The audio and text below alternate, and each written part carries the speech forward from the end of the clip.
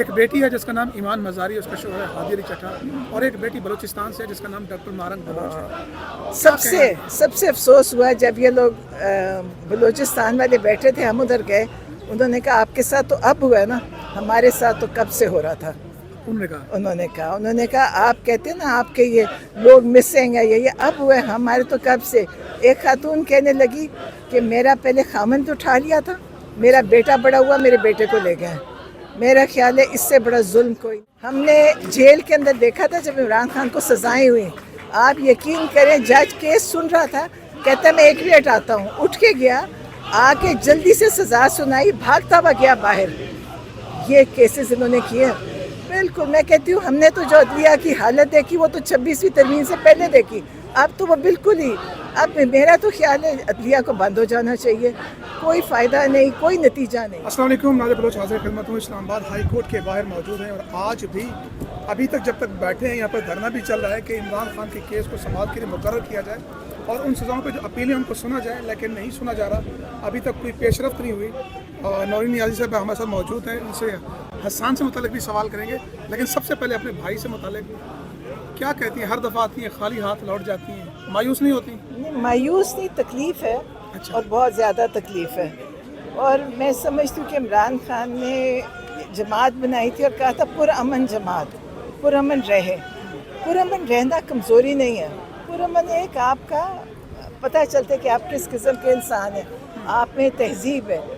اور P T I آپ نے دیکھا ہوگا کہ ہم کتنے 2 سالوں سے، کب سے ہم اڈیالہ آتے ہیں، اور اب ہم 6-8 مہینوں سے تو وہاں بیٹھ رہے ہیں ہم وہاں، آج تک وہاں کوئی پی ٹی آئی کے کسی فرد نے ایسا کام نہیں کیا کہ آپ کہیں کہ کسی نے وہاں کوئی دکان توڑی ہوئے، کوئی پیٹرول پمپ کو آگ لگائی ہوئے، کوئی اے ٹی ایم۔ میں ہمیشہ کہتی ہوں وہاں ایس ایچ او کو کہ اگر کوئی اور پارٹی ہوتی، آگے لگ چکی ہوتی، آپ لوگ زخمی ہوتے، پولیس والے، ادھر مارا پیٹا گیا سب کو، لیکن کسی نے پولیس کو زخمی نہیں کیا یا پولیس کو مارا نہیں۔ تو افسوس ہوتا ہے کہ عمران خان تہذیب سکھائی، تمیز سکھائی لوگوں کو، لیکن اس کا کمزوری سمجھ کے یہ لوگ ظلم بڑھاتے جا رہے ہیں۔ کیا اس اسنا میں جب بھی آتے ہیں آپ لوگ کوئی رابطہ ہوتا ہے دوسری سائڈ سے کہ یہ کرنے تو یہ ہو جائے گا، یہ کرنے تو یہ ہو جائے گا؟ نہیں، ہمارے سے تو کوئی رابطہ نہیں آج تک کسی اینڈ نہیں، بلکہ میں نے یہ کہا کہ اگر آپ ہماری ملاقات کرنے دیں، باہر آ کے کوئی بات نہیں کریں گے۔ یہ میں ایک دفعہ میڈیا میں کہہ چکی ہوں کہ آپ ہمیں ملنے دیں، ہم نہیں آ کے باہر کوئی بات کریں گے، آپ کہیں کہ نہ کریں، ہم نہیں کریں گے، لیکن کوئی نہیں ہے۔ انہوں نے عمران خان کو مینٹل ٹارچر کر رہے ہیں، قید تنہائی بڑی تکلیف دہ چیز ہے، جو عمران خان خود کہہ چکے ہیں، اور جو یہ کر رہے ہیں، میرا تو دل ہے کہ انشاءاللہ اللہ وقت لائے، اس کا ان سے بڑا کڑا حساب لیا جائے گا جو انہوں نے عمران خان کے ساتھ یہ کر رہے ہیں۔ ان کی آنکھ میں تکلیف ہے، آج یہ جھوٹی تکلیفیں بتا کے ہسپتالوں میں جاتے ہیں، جھوٹی ٹیسٹ کرا کے ملک سے باہر جاتے ہیں، اور عمران خان تو ان میں سے ہے ہی نہیں کہ جو جھوٹ بول کے کہیں کہ جی مجھے ہسپتال جانا ہے۔ ان کی آنکھ میں تکلیف، اور تکلیف بھی میرے حساب سے انہوں نے خود کچھ کر رہے ہیں۔ عمران خان بڑے صحت مند تھے، یہ لوگ، ان لوگوں کو پتہ ہے، یہ لوگوں کو ان کو بیمار کرنا، زہر دینا، وہ ان کے لیے آسانی ہے، لیکن یہ سوچے بھی نہ، عمران خان وہ نہیں ہے جن کو پہلے یہ کرتے رہے جن کے ساتھ۔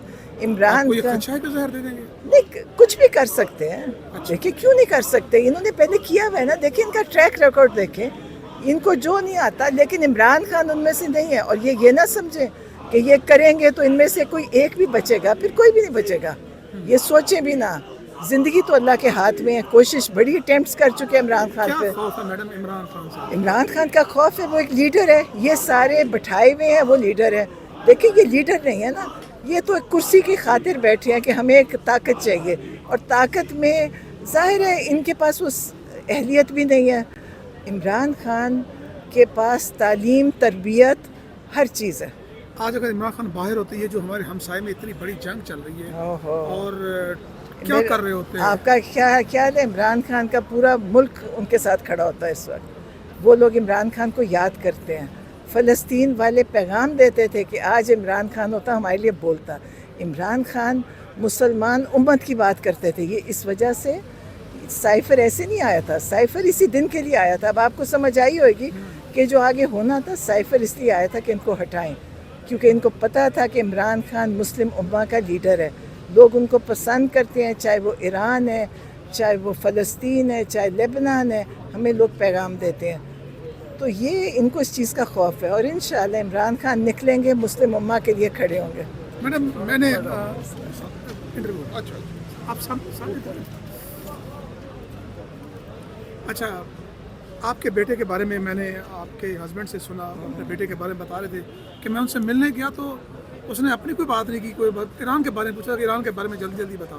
نہیں، وہ دیکھیں ساری چیزیں وہ پوچھتے ہیں کیونکہ ان کے پاس نہ اخبار ہے نہ ٹی وی ہے. حالانکہ جیل میں سب کو اجازت ہے، ٹی وی ہونا چاہیے، ٹی وی کی اجازت ہے، اخبار کی ہے. یہ لوگ بند کر دیتے ہیں، لیکن ظاہر ہے سب اندر جیل میں پریشان ہیں، سننا چاہتے ہیں کہ کیا باہر ہو رہا ہے. تو وہاں پہ بھی اسی طرح ہی ہے، کیونکہ وہ لوگ ملٹری کے نیچے آتے ہیں تو ان کے اوپر بڑی سختیاں. وہ ملٹری کے قیدی ہیں نا، ملٹری پاکستان کی ہے. اگر انڈیا کی ملٹری کرتی تو ہمیں افسوس نہ ہوتا، ہم کہتے وہ ہندوستان ہے. اگر اسرائیل کرتا ہم کہتے وہ اسرائیل تھا. یہ پاکستان کی پاک فوج ہے جو اپنے لوگوں پہ جو انہوں نے ظلم کیا، جو انہوں نے سزائیں دی ہیں ان کو. آپ حیران ہوں گے کہ ایک بچہ ہے جس کا کوئی بھی نہیں ہے، ماں باپ نہیں ہے، کوئی اس کے آنے والا نہیں، پوچھا اس کو انہوں نے سزا دے دی. کیا اس سے جرم کیا ہوگا کہ وہاں احتجاج پہ آیا ہوگا زیادہ سے زیادہ؟ غریب انسان ہے، آپ کو اس پہ ترس نہیں آتا. انہوں نے ایسے ایسوں کو سزائیں دی ہوئی ہیں جنہوں نے نہ الیکشن لڑنا ہے نہ انہوں نے کوئی عہدہ لینا ہے، لیکن ان کو نہیں فرق پڑتا. یہ ہماری فوج ہے، پاک فوج ہے، ان کو نہیں. آپ کس دنیا میں کہیں ملٹری سزائیں ختم ہو گئی ہیں؟ کہتے ہیں آخری شاید یوگینڈا میں تھی، وہ بھی ختم ہو گئی. پاکستان واحد ملک ہے، مطلب ہم اس پستی میں چلے گئے ہیں جہاں پہ ملٹری سویلینز کو سزائیں دے رہی ہے جس میں نہ اپیل کا حق ہے نہ بیل کا رائٹ ہے. میڈم آپ نہیں سمجھتے کہ کوئی ایسا میسج کنوے ہو کہ انا کی کیفیت سے بھی نکلا جائے، ملک بھی آگے بڑھے، اور یہ جو سلسلہ چل رہا ہے کہیں پہ اس کا اینڈ ہو؟ یہ انا کی کیفیت نہیں ہے، آپ یہ یاد رکھیں. عمران خان میں کوئی انا نہیں ہے. عمران خان ایک اصول پہ کھڑے ہیں.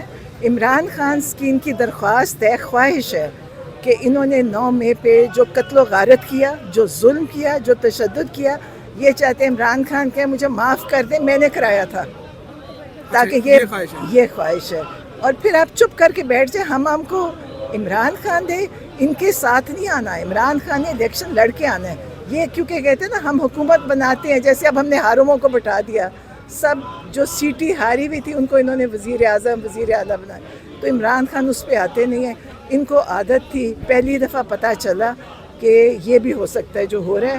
اور انشاءاللہ یہ لوگ سرنڈر کریں گے، عمران خان سے معافی مانگیں گے جو انہوں نے عمران خان پہ ظلم کیا اور جرم کیا. تو انشاءاللہ یہ ان سے معافی مانگیں گے اور پھر عمران خان خود نکلیں گے. سیکنڈ میڈم یہ بتائیں کہ آخر کیا وجہ ہے کہ جج صاحب اپنے آپ کو عدلیہ آزاد عدلیہ کہتے ہیں، 26-27 ترمیم کے بعد تو آپ سننے کے لیے تیار نہیں؟ آپ ہائی کورٹ، سپریم کورٹ کے اندر جائیں. میں تو پہلی دفعہ زندگی میں گئی ہوں. نہ جج کی کوئی اوقات ہے، نہ حیثیت ہے، نہ وہاں کوئی فیصلے ہوتے ہیں. لیکن اتنی بڑی بڑی عمارتوں میں، اتنی بڑی بڑی کرسیوں پہ جو یہ خود ہلا بھی نہیں سکتے، ایک آدمی ہلاتا ہے ان کے لیے، اس پہ بیٹھتے ہیں اور فیصلہ -1 0/0 فیصلہ. تو یہ ظلم ہے. ہم اس کا ٹیکس سے ہم یہ اتنی بڑی بڑی عمارتوں کا خلاف ورزی نہیں تو آپ قرآن اور اللہ کے نبی، اللہ کی بھی خلاف ورزی. ہاں یہ ہم انصاف کریں گے. ہم نے جیل کے اندر دیکھا تھا جب عمران خان کو سزائیں ہوئی. آپ یقین کریں جج کیس سن رہا تھا، کہتا ہے میں 1 منٹ آتا ہوں. اٹھ کے گیا، آ کے جلدی سے سزا سنائی، بھاگتا ہوا گیا باہر. یہ کیسز انہوں نے کیے. بالکل میں کہتی ہوں ہم نے تو جو عدلیہ کی حالت دیکھی وہ تو 26ویں ترمیم سے پہلے دیکھی. اب تو وہ بالکل ہی، اب میرا تو خیال ہے عدلیہ کو بند ہو جانا چاہیے.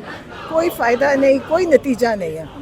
تو کیونکہ ان کے ہاتھ میں اتنی، ان کو انہوں نے بتایا ہے جو لکھے ہوئے فیصلے وہ پڑھتے ہیں، فیصلے دیتے نہیں پڑھتے ہیں.